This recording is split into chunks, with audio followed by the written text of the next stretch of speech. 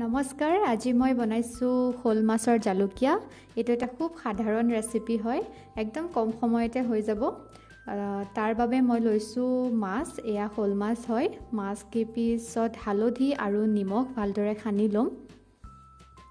হালধি অলপ সৰহকৈ দিলে ভাল হয় কাৰণ মাছ কিপিছ দেখিবলৈ ৰঙা ৰঙা হৈ পৰে তেতিয়া দেখিবলৈও ভাল লাগে ফ্ৰাইকে খালেতো অলপ ৰঙচুৱা হলে দেখিবলৈ বেছি ভাল লাগে সেইভাবে অলপ হালধি খৰকৈ দিছো আৰু এই দৰে দুই ফালে হালধি আৰু নিমখখিনি ভালদৰে লগাই লৈছো এখন কেৰাহী গৰম কৰি লৈছো আৰু তাত যোগ কৰিলো মিঠাতেল অলপ খৰকৈ দিছো কাৰণ মাছ ফ্ৰাই কৰিব লাগিব এতিয়া এপিছ মাছখিনি ফ্ৰাই কৰিম এই দৰে দি দিছো এপিছ আৰু মই এই ভিডিঅ'টোত মাছ কেনেকৈ ফ্ৰাই কৰে হেতু মই ইমান দেখাই নাথাকো যেহেতু মোৰ আগৰ ভিডিঅ' আছে মাছৰ আপোনালোকে চাব পাৰিব আৰু ইয়াতে মই স্পীড কৰি অলপ দেখাই দিছো মাছখিনি ইলুটি কৰিলেই হ'ব আৰু দেখা পাইছে এনেকুৱা ধুনীয়া ৰং যেতিয়া উঠিব মাছ ফ্ৰাই হৈ গৈছে আৰু মাছ ফ্ৰাই কৰোতে সদায় মিডিয়াম ফ্লেমত কৰিব কেতিয়াও হাই ফ্লেমত মাছ ফ্ৰাই নকৰিব এই দেখা পাইছে মাছ কেপিছ কিমান ধুনীয়া ৰঙিল হৈছে এই দৰে ফ্ৰাইকে খাবলৈ খুব ভাল হয় আৰু আঞ্জাখন বনাবৰ বাবে লৈছো তিনটা বিলাহী এটা আলু আৰু এটা পিয়াজ আৰু এয়া লৈছো কেইটামান জালুক এখন কেৰাহী ভালদৰে গৰম কৰি লৈছো আৰু ইয়াত যোগ কৰিছো মিঠাতেল অকণমান আৰু এতিয়া যোগ কৰিম পিয়াজ আৰু জালুকৰ পেষ্ট ভিডিঅ'ত নেদেখালো কিন্তু এইখিনি হয় জালুক কেটা আৰু এটা পিয়াজৰ পেষ্ট মিক্সিত ভালদৰে পিছি লৈছো ইয়াত বিলাহীখিনি দিয়া নাই বিলাহী পাছত দিম দেখাই আছো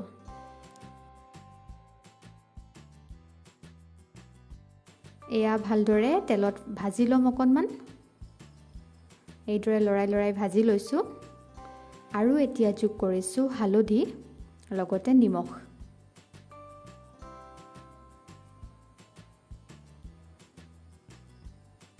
এইখিনিও ভালদৰে ভাজি লম হালধি নিমখ দিয়াৰ পাছত ইমান ধুনীয়া ৰং এটা হৈ পৰিছে এইখিনিও এতিয়া ভাজি আছো এতিয়া যোগ কৰিম তিনটা বিলাহী কাটি থোৱা বিলাহী কেইটা পেষ্ট বনাই দিলে জুলখন ইমান টেষ্ট নুঠে বিলাহী এই দৰে তেলত ভাজি বনালে আপোনালোকে যোনটো সোৱাদ পাব পেষ্ট বনাই ইয়াত ঢালিলে কিন্তু হেতু সোৱাদ নাপায় এতিয়া যোগ কৰিম আলুখিনি সিজোৱা নহয় কেঁচা আলুৱে হয় দীঘলে কাটি লৈছো আলুটো চিন্তা নকৰিব নিখিজিব বুলি সিজি যাব আৰামত সিজি যাব যেতিয়া উতলাব তেতিয়াও সিজি যাব আৰু কেৰাহীটো ভালদৰে ভাজি থাকিব লাগিব এয়া ভালদৰে লৰাই কৰি ভাজি আছো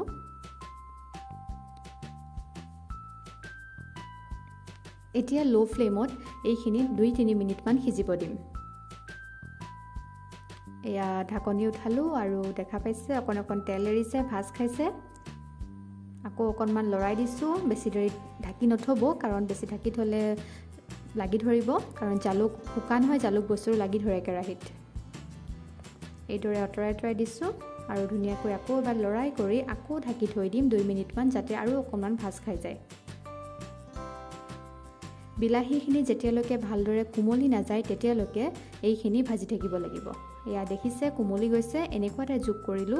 গৰম পানী আঞ্জাত সদায় গৰম পানী যোগ কৰিব খাবলৈ সোৱাদ হয়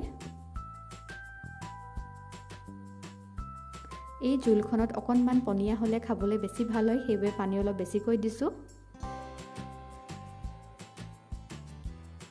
দেখা পাইছে আপোনালোকে একো বিশেষ বস্তু লাগাই নাই একদম সিম্পল সাধাৰণ ঘৰত যিকিটা বস্তু আছে সেইকিটাই বনাব পাৰিব আৰু খুব সোৱাদো হয় খাবলৈ অকণমান ঢাকি থৈছো মানে 5 মিনিট ঢাকিব লাগিব পুৰা উতলিব দিব লাগিব এতিয়া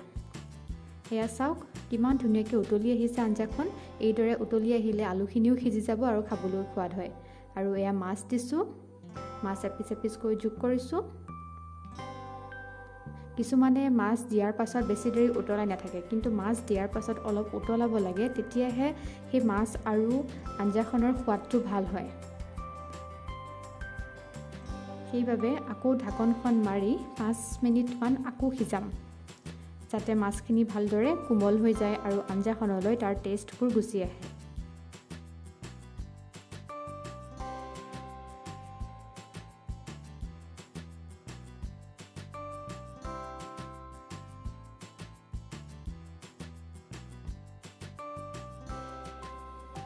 আৰু এয়া দেখা পাইছে কিমান ধুনীয়াকৈ উতলি আছে আৰু এতিয়া এয়া আঞ্জা অলমোষ্ট হৈ গৈছে পানীখিনিও কমি আহিছে ডাঠো হৈ পৰিছে আগতকৈ ইমানতে মই এতিয়া গেছটো অফ কৰি দিম নিমখটো টেষ্ট কৰি ল'ব তাৰপিছত গেছটো অফ কৰি দিব আৰু ঢাকি থৈ দিছোঁ যাতে ঠাণ্ডা হৈ যায় আৰু অলপ দেৰি পাছত এয়া মাছৰ আঞ্জা বাঢ়িব লৈছোঁ এতিয়া ভাতৰ লগত খাব লাগে খুব সোৱাদ হয় আপোনালোকে বনাই চাব যদিহে ভিডিঅ'টো ভাল পালে লাইক শ্বেয়াৰ কমেণ্ট আৰু ছাবস্ক্ৰাইব কৰিব নাপাহৰিব